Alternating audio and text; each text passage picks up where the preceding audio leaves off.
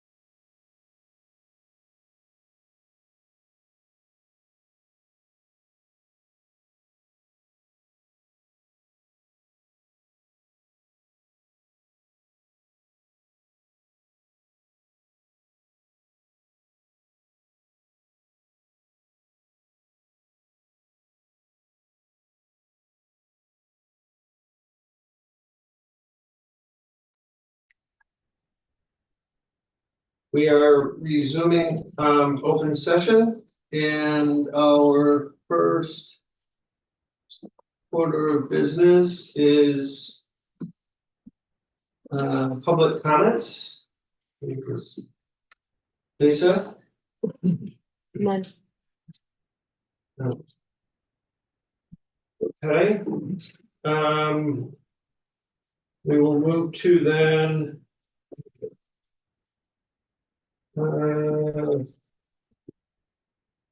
approval of our minutes. So I move to approve the March 7, 2024 Committee of the Whole minutes as presented. Are there any corrections, adjustments, or changes needed? Seeing none, may I have a second? Second.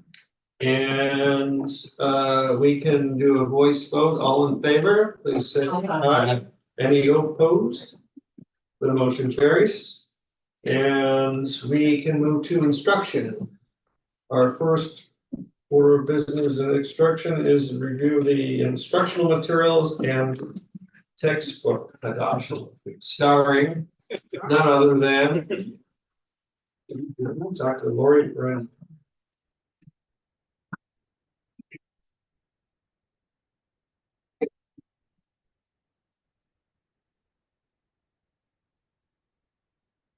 Okay.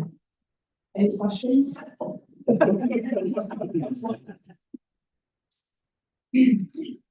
Well, that's She was serious, actually. I'm with her. Are there questions for board members on the material? Seeing none, we will this right, this item will be brought back on the 24th. 25th. At our regular board member for vote, correct? Yes. Okay, thank you very much. My pleasure. We now shift to the finance section of our meeting, and the first order of business is our food service intergovernment IGA with D97. See how well the students are guessed.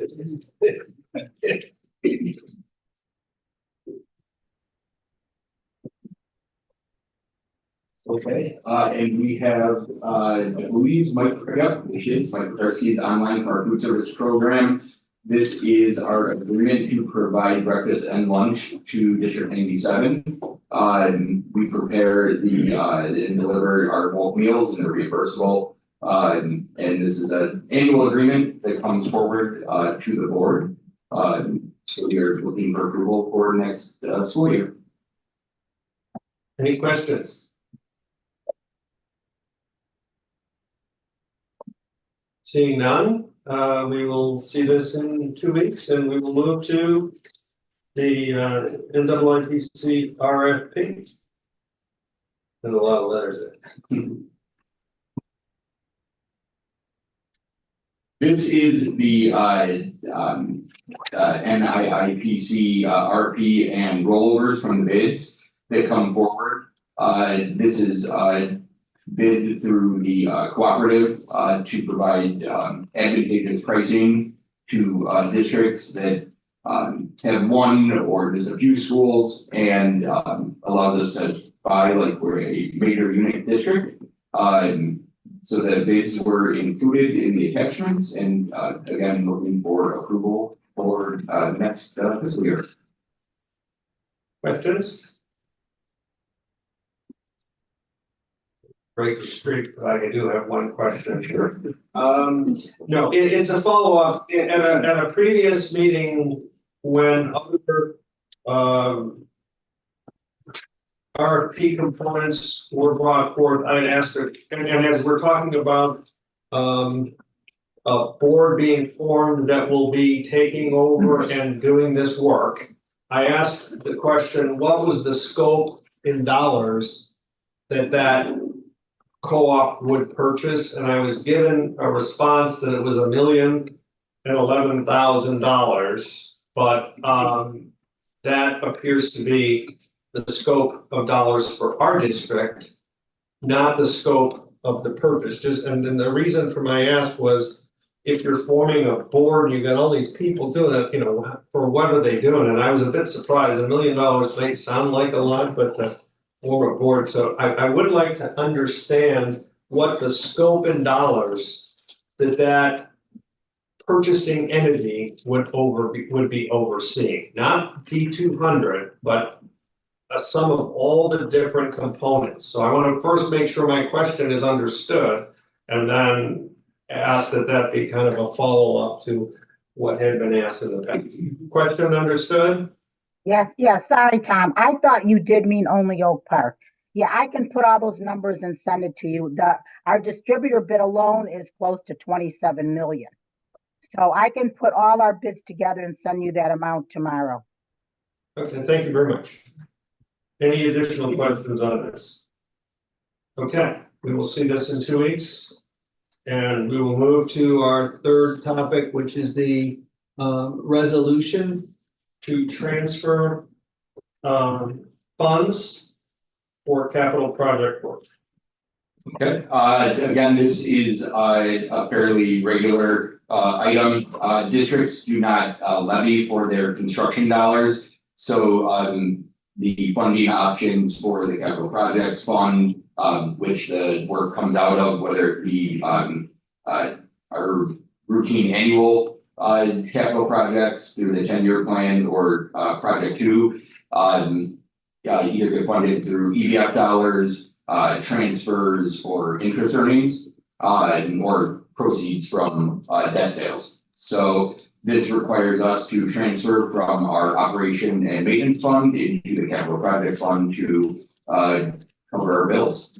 This was budgeted expense of 7.2 million, and that is what we are looking for approval to transfer.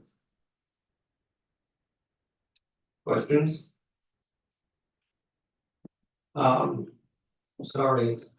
No, it's an easy one. You use the word districts do not levy for capital work. Is that it's a choice? Can they? Because I recall, you know, when we were talking a few years ago about actually shifting and saying, hey, we need to do this work and put the money directly in there. So can the district levy directly for capital? And if so, what are the impact of doing so? I do not believe so that they're allowed to. I have to dig in. If it is legal, then it is extremely rare. I have not come across it, but before I say they 100% can, I'd like to do a little bit of research on it and follow up. Perfect, thank you. Okay. Our next item is the approval of, decision and annual support renewal. Okay, this is an annual expense, one of our technology renewals that comes up. This is annually budgeted for, however, it is just crossed the $35,000 threshold for approval that requires board approval on top of budget. So we are bringing this forward for approval for May through April 25.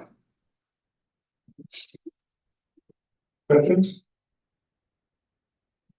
My question is this, you said you just crossed the threshold being 35,000, Yes, which was changed not long ago, right? correct. From 25,000. Yes. So, you know, you got two pieces moving, the threshold moved, and what, my question is, what was the cost of this in the previous year?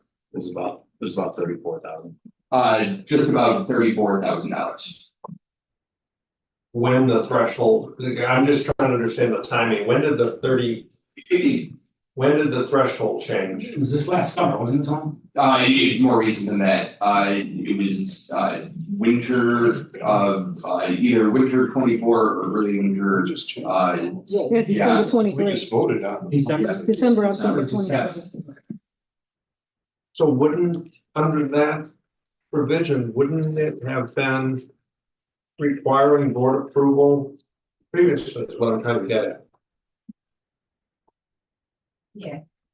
What I'm saying is that, you know, in terms of why it's coming to us, right? Because we don't see and they, you know, even though we've done it in the past, I don't think it's just an annual thing that we do. Yeah, I am, both Daniel and I were just speaking, I'm not sure if it came forward last year to the board. Had it stayed at 34, there was no price increase, it wouldn't have needed to come this year. It did need to, either come or come again, when it crossed over that $35,000. Any other questions? Okay, our next order of business is the geothermal bid and pricing results. Back in January, the board was presented the estimated budget and cost of the geothermal project. Which allowed Verigy to take it to bid and us to then begin to enter into contract negotiations with Verigy.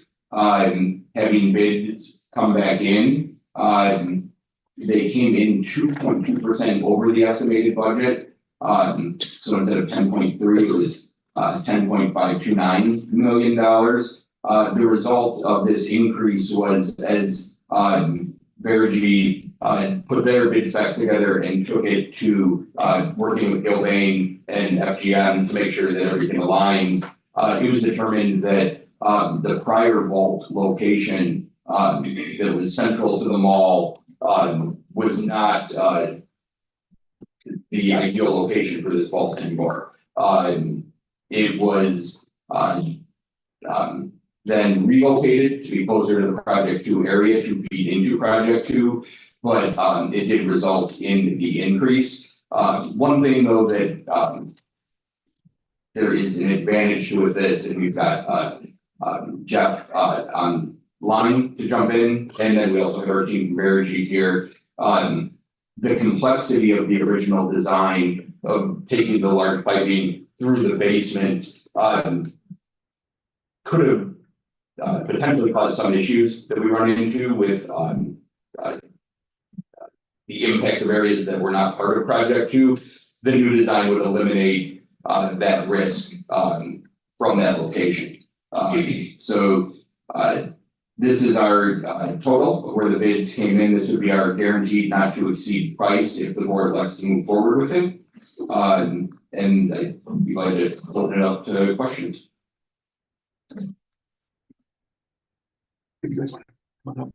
Questions? Okay,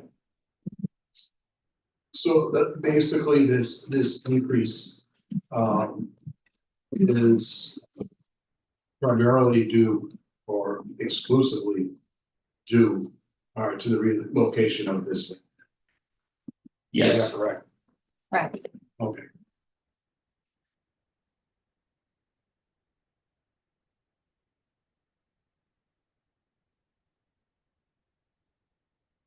okay, So maybe it'd be good to get also a restatement of, you know, we're looking at 2 different variations of the. Tax incentive, one's at 40%, the other's at 34%. What accounts for why those numbers and what? The difference, What yeah, is so when we presented this, oh, I'm sorry. If you could push the button. Can you hear me? Yep. Yeah, so we looked at it both ways because, with 40%, that assumes, both of them assume domestic content, which could be achievable here. And if you use tax exempt bonds, you have to take a 15% cut on that, so we showed it to you both ways, at 34% and at 40%. Not being 100% sure how you were gonna fund that piece. Sure. So even taking a more conservative approach of using the 34% assumption. There's a recurring annual savings from this project, still about $385,000. Correct. And just to follow up on one of the comments, the funding has not changed. We are, as a district, not planning to bring forward an option to issue additional debt to pay for this project. It's just because the word bond was brought up. I didn't want to confuse anybody and make you think that now we're looking at bonds for it.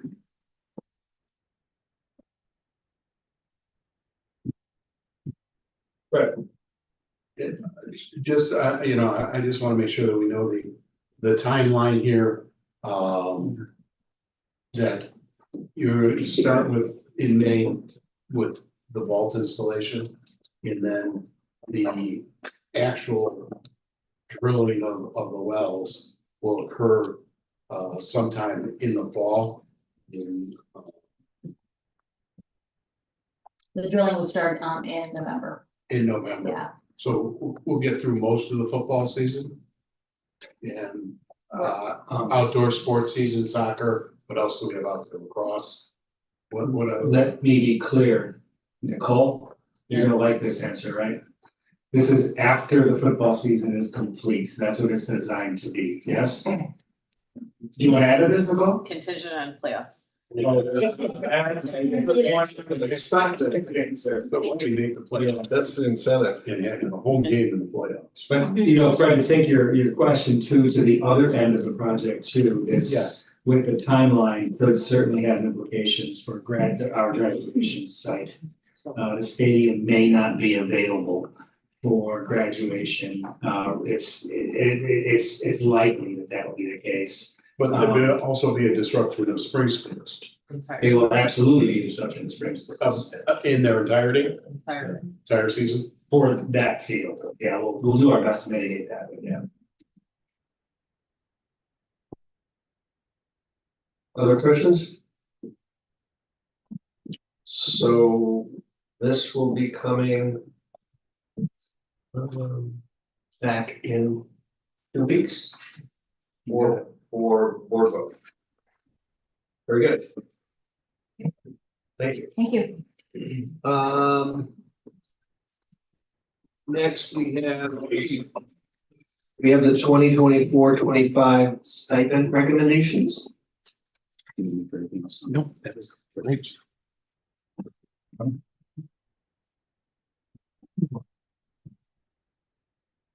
We take the Dr. Fiorenza approach and just ask if there's any questions.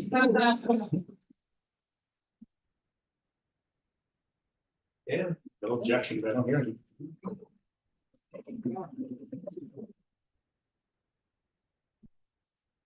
Maybe no questions. Yeah, we did clarify a few things earlier. Excellent. Great presentation. Yeah.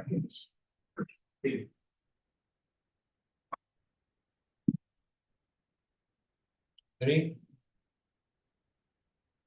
Right? This isn't really a question. But kind of a statement or a request is, and it doesn't really pertain to this report, but pertains more to the report that comes later in the year. On sports and activities, and participation. In the past, we've gotten in that report, we've gotten a comparison of achievement for students who participate versus students who do not participate. And it seems like that metric has been lost over the last couple of years. And I make the request that we in our I don't know, let's say somewhere early fall report on participation, that we include that again. Can you clarify achievement in what way? Academic? Academic achievement, it was basically by grade point average. Then you can go back and it was some one year, I think it was almost a full point higher for kids that participate versus students that don't. And it would be good to look at those metrics again to continue to make sure that we're getting what we think we are out of activity in sports. The other thing is, I had a question on participation, because I look at your request on girls and boys track, and we're asking for an additional stipend for each. And what page is this on? Page 3, you show that there's 139 participants in girls track and 214 participants in boys track, which are large numbers. I mean, probably our largest activity. But then we get down to the demographic chart. Those numbers don't track. No pun intended. Where, Yes, so as we're looking at the demographics, that was prior to outdoor season beginning. okay, When we put those together, when we first did the stipend review, so those numbers will increase as people from indoor or winter sports rather come outdoors. okay, so the participation demographics don't encompass an entire year, it just encompasses from the start of the school year to the point in time when this was When this created. was snapshot. Okay. Like, that answers. I was really surprised that we haven't had a debate team in a couple of years. I didn't know that fell out of that a couple of years ago. And I realized that IHSA has, eliminated the state tournament. But there are still a lot of high schools in our state that do offer this. And it seems like a school of our size and our ambition ought to be able to figure that out. So I'm just really curious, I know that it's dependent on a faculty sponsor. What's this, is there a strategy, or are we sort of saying, it looks like there's no student interest, we're not gonna actively try to offer the same? Correct. So I did try all year last year to find a coach. I did search outside of the high school. I went to the middle schools. I also just asked people for recommendations. I tried it the first semester this year to also find a coach with no success. Also, we had no student interest. Like, I didn't have any students coming to ask me. The other thing is, students that are interested in debate can participate in speech. So, and forgive me, I cannot remember which part of speech it is, which competition, but one of the parts of speech is essentially debate. So any student that's interested in debate, they can participate in speech, and our speech team will take them in open arms. And I know Pat Cheney and the team have done a great job of Yeah. kind of, bringing speech team back from the pandemic. Okay, I was really surprised to see that. And, I hope that, if we do, down the road, we end up, we hire a faculty member who comes to us and says, I'm interested in doing this, I've done this elsewhere, that is something that we, as a high school would support and try to provide. Right, for sure, but it was that's why it was eliminated from the IHSA, because this was a trend throughout the state, and I think it was the first time in 30 years that something was eliminated as a competition from the IHSA. So I know they didn't do that lightly. It was well thought, well researched. So it's just one of those things that's just a trend that we were seeing, and students' interest has changed, I guess. I just had a quick question about, has the 22-23 extracurricular program evaluation report been completed? No, so Oh, you'll get that in August. Oh, okay, got it. And G, can I just jump on something, only to ask I know at Brooks, it's speech, drama, and debate is the class. I'm just wondering if there's an opportunity to, in the speech program description, put in something explicitly saying this also covers debate or something like that, so that students who are looking for that would know this is the place to go. Definitely, I definitely could talk with our speech team and just kind of tweak our See if there's a way to stay. first and put it in the description. And the Brooks teachers fabulously just wasn't interested in coming over here. I tried. I'm sorry, just so clear. So do we run a year behind then in providing the evaluation reports a full year? Yes, to Okay, well, a full school year. we bring it to the board in August because the previous year is complete, and we use that data for activity. So next August, you'll get the full report for the 23-24 school year. Why do we do it in August? Because we need to wait for the spring season to be complete. Oh, no, I mean, the 22-23. That's what I was asking. Oh, that is. That's- Oh, that was- and I think there was a mistake, cause in our, what was sent to us, the link is to the 21-22. Yeah, I. Gotcha. Yeah. Yeah, I didn't say reach out, I mean, like, I was available, but it is, it's. Okay. Yeah.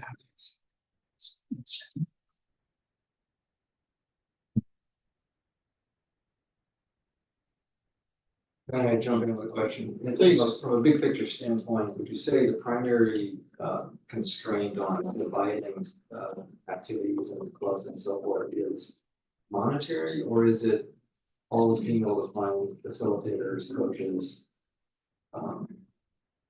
People. I think it's very dependent on the individual group. So for me right now, especially approaching with construction, finding space is limiting to some degree. I envision that once we get beyond that, as we've talked, we'll be able to open some more things up based on our new spaces that would be available. I think for activities, it's more of finding sponsors. Because any activity is supposed to be brought by a student. And then it's the student's job to find someone in the building to sponsor them. So all of the activities are supposed to be student interest led. So if a group of students come with an idea, then they have to go seek out a sponsor. Now, of course, I help, but so, yeah. Okay, so it's more staff and space constraints than necessarily monetary. And I ask this only because the topic of our expenditures on student activities within the EDF model kind of popped to CFC members because it's one area where we're actually underspending or underinvesting.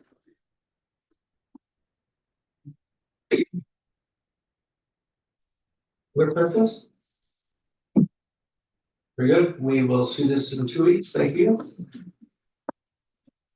And then our last financial item is the Board of Education budget for fiscal school year 25.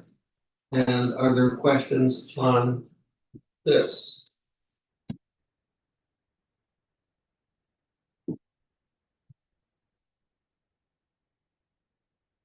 Just an editorial comment. Please. I think an 11% increase was labeled as a slight increase, but actually not all that slight increase. That sounds like something I would have said. Yeah. Right, significant, I think, Taking that yeah, that's a that was, that, I think you slighted me. Yeah, but article about the. It's all one area, it's all one area, but looking through, right, you know, my question was it even enough, just kind of given where things are these days. Yeah, I didn't find the reason for it problematic, I think just more of a Yeah. how we think of things. We will be happy to make an editorial change. For our group.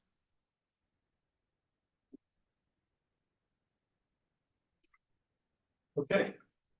This will come to us in 2 weeks, or is it correct? Yep. Okay. That exhausts our finance and we move to policy. And we have one policy, which is just a.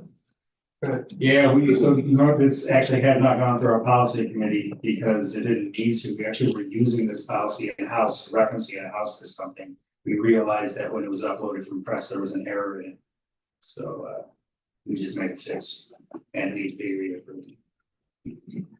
With that fix, and you can see those in the attachment.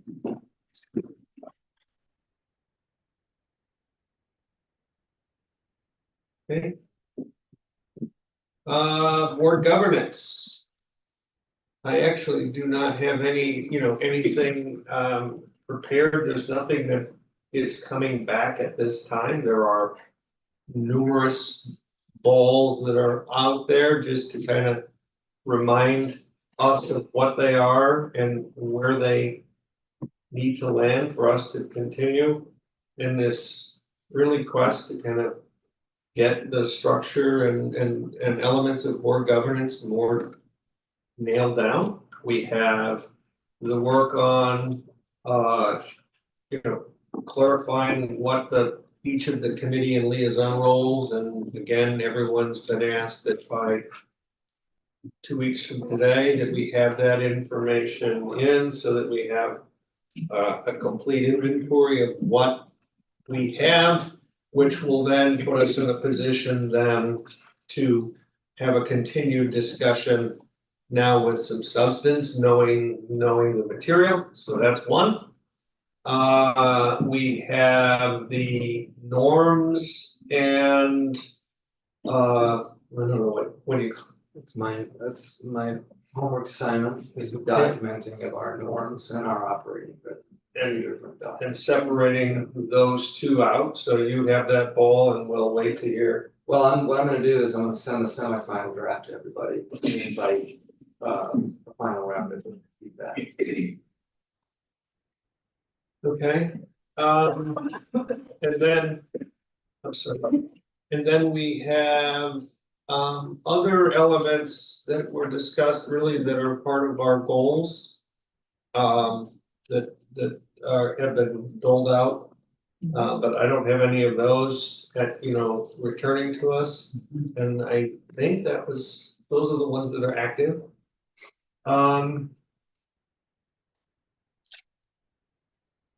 And Greg and I have spoken on this, and we actually had a discussion at the Oak Park Council of Governance, which is a meeting with the different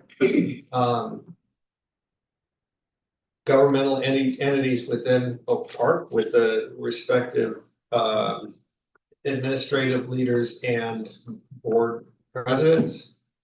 And so we just raised that we're spending a lot of time talking about governance, and that group is going to want to do the same. But actually, it was a fruitful discussion, because from a vision standpoint, and I think Graham's kind of had this. Ultimately, when a new board member hires on, there is material that is provided to that new board member by the administration. It covers the administrative side, it covers some of the board stuff, but the work that is being done here would fold right into that, so that a board member would have quick and ready access to, these duties and responsibilities and cadence that is part of the work, and defining the work just to aid both from an onboarding standpoint and from an ongoing reference standpoint. So the goal ultimately is to take the fruit of all of this work and incorporate it into that, into really a board reference tool, and in talking with the other governing agencies, there's a pretty good smattering of how they handle it. The Park District is pretty buttoned up and have that, much of that in place. And they've offered they're going to share kind of some of their work. And then some of the other entities were without anything. And so this is not just work we're doing here, but can others do it, just so that there's a little more to what the job is. So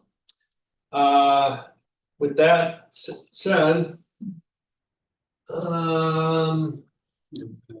future agenda items. So do we have any future agenda items?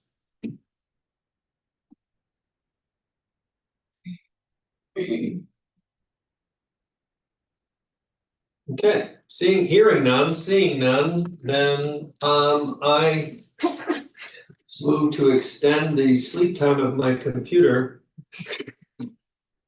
I think I move to adjourn. Second. All in favor? Aye. Aye, all opposed? We are adjourned, and we are flipping right into a special, right? So we will do that continuing. So I call to order the special board meeting at 8:05. Did I say that right? Yeah, I don't know what's that, it's too. 8:05 PM on what standard time? On the 11th of April. And ask for a roll call, please. Mr. Branners. Here. Ms. Winsley. Here. Dr. Wilson. Here, I think. Dr. Maharaj. Here. Mr. Richmond. Here. Mr. Arkin. Here. Mr. Costi. Here. Do we have any public comment? None. We have one action item, which is that I move to approve the personnel recommendations, including new hires, assignment changes, summer hires, and resignations. Second. Any discussion? May we have a roll call, please? Ms. Winsley. Yes. Dr. Livingston. Yes. Mr. Richmond. Yes. Mr. Arkin. Yes. Dr. Maharaj. Yes. Mr. Branners. Yes. And Mr. Costi. Yes, the motion passes. And are there any future agenda items in this segment? I, Thomas F. Kopstein. I'm gonna come up with a question. I can keep this here another round. I move to adjourn the special board meeting at 8:06 PM. Second. Second, all in favor? Bye. Aye, all opposed? We are done.